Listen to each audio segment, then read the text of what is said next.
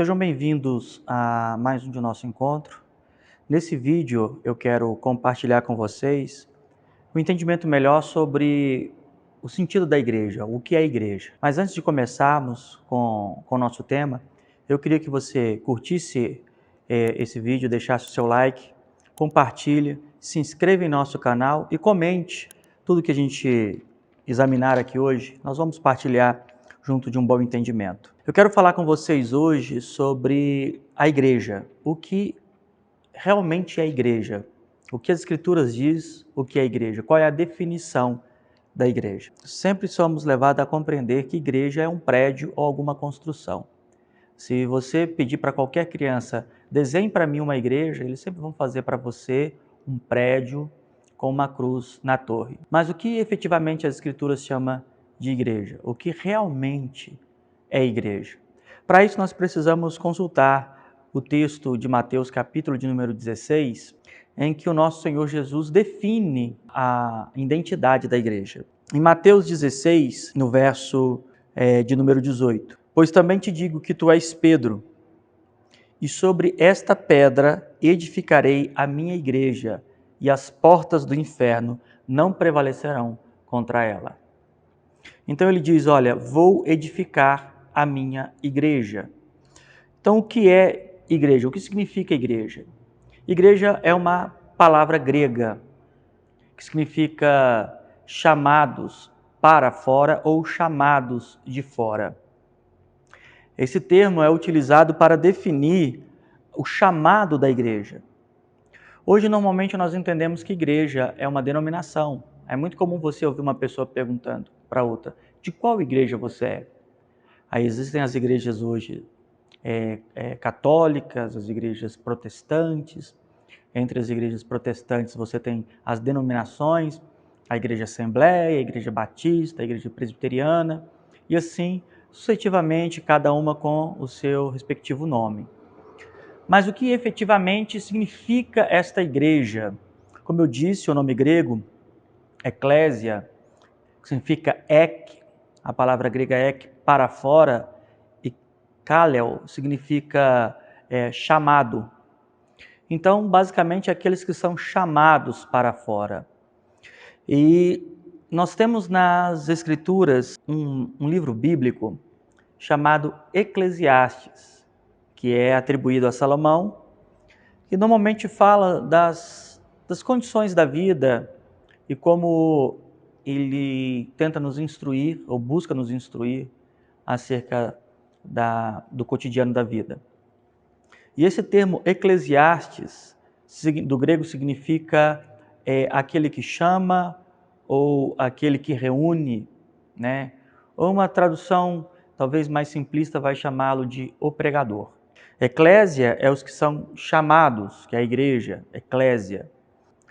Então, nós temos que definir quem é o nosso eclesiaste para entender quem é a eclésia. Então, quem é o nosso eclesiaste? Cristo é o nosso eclesiaste. O Senhor Jesus é aquele que nos chama para fora.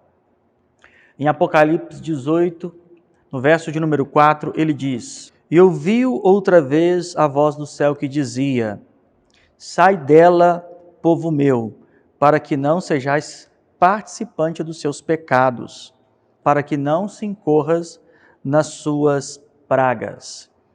Aqui, a visão de João é a lamentação sobre a terra ou sobre a queda da Babilônia, que é um paralelo ao acontecimento em Jeremias 51, 45.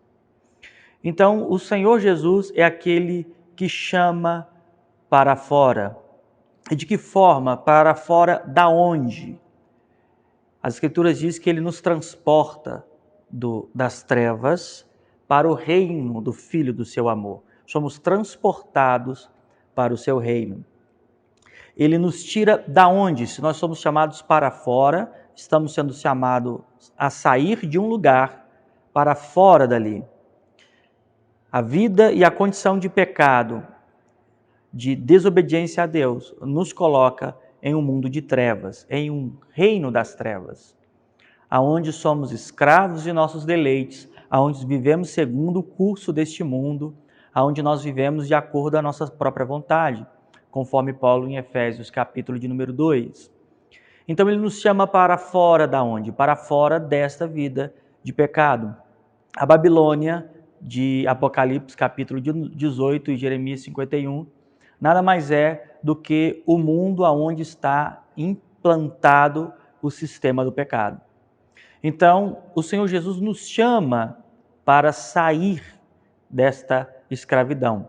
O convite de nosso Senhor Jesus começa em Lucas, capítulo de número 5, no verso de número 32. Ele diz assim: não vim chamar os justos, mas sim os pecadores ao arrependimento. O Eclesiastes, aquele que reúne, aquele que chama, veio chamar o pecador ao arrependimento. Em Mateus capítulo de número 4, no verso de número 17 diz: o Senhor Jesus começou a pregar e a dizer: arrependei-vos, porque é chegado o reino dos céus. O arrependimento é o chamado do Eclesiastes. Então, se ele é o Eclesiastes, é o que chama, quem é a eclésia? Aqueles que ouvem o seu chamado. As Escrituras chamam o coletivo daqueles que se arrependem e recebem a fé de igreja. Você vai encontrar em 1 Coríntios capítulo 16, o verso 19, Gálatas 1, 2, Apocalipse 2, 29, você vai ver várias referências, Apocalipse 3, 6, Apocalipse 3, 22. Nós sempre teremos referências onde é dado o nome do coletivo dos santos, daqueles que reúnem na fé, como igreja. Então, eclésia é aqueles que se reúnem na fé, aqueles que recebem a fé em Jesus Cristo, através do arrependimento, o abandono das obras mortas e uma nova vida. Em Efésios, capítulo de número 5, no verso 32, Paulo chega a dizer assim: grande é esse mistério, digo, porém, entre Cristo e a igreja. A relação entre Cristo e a igreja é um grande mistério para as religiões, porque o evangelho de Jesus Cristo é um evangelho que chama o pecador ao arrependimento. Esse pecador é chamado pela obra da graça. Então, é um grande mistério, porque as pessoas acreditam que igreja é um templo, que servir a Deus é dentro de um tabernáculo, de um templo físico, mas, na verdade, a igreja, ela é pessoas, ela é um corpo. As denominações não necessariamente são igrejas, pelo menos no termo bíblico não. Denominações são instituições de reunião religiosa. A igreja são todos aqueles, como em Ezequiel 36, estão congregados de todas as nações, congregados em Cristo. E em Mateus capítulo de número 16 diz que esta igreja, as portas do inferno não prevalecerão contra ela. Quais são as portas do inferno? As portas do inferno não são as adversidades do dia a dia ou o quanto uma pessoa possa deter, prender alguém da igreja, mas as portas do inferno são os laços do pecado, da tentação, da desobediência, porque o salário do pecado é a morte, as portas do inferno é a vida de pecado. Ele está dizendo que a esta igreja, a porta do pecado não prevalecerá contra ela, a porta da queda para o inferno não prevalecerá contra ela. Então, quem são a igreja? Quem são a igreja? Aonde está esta igreja? A igreja nada mais é do que aqueles que receberam o seu chamado. Talvez tenham pessoas que frequentam denominações, mas ainda não é igreja, porque não ouviram o chamado de arrependimento de nosso Senhor Jesus. Talvez é possível que haja pastores, pregadores, cantores, denominações inteiras que ainda não descobriram o que é ser igreja, porque ainda não entenderam o chamado de nosso Eclesiastes. Saia do meio dela, saia para fora, saia deste mundo de trevas e venha para o reino do Filho do seu amor. Então, se você é igreja, você deixou este mundo, deixou as trevas, deixou o pecado, deixou a sua vontade e hoje vive para aquele que reina para todo sempre, o Senhor Jesus. Se você é assim, bem-vindo, você é a igreja. Até o nosso próximo encontro. Não deixe de curtir, dar um like, compartilhar, se inscrever em nossos canais e comentar aqui embaixo. Até o nosso próximo encontro.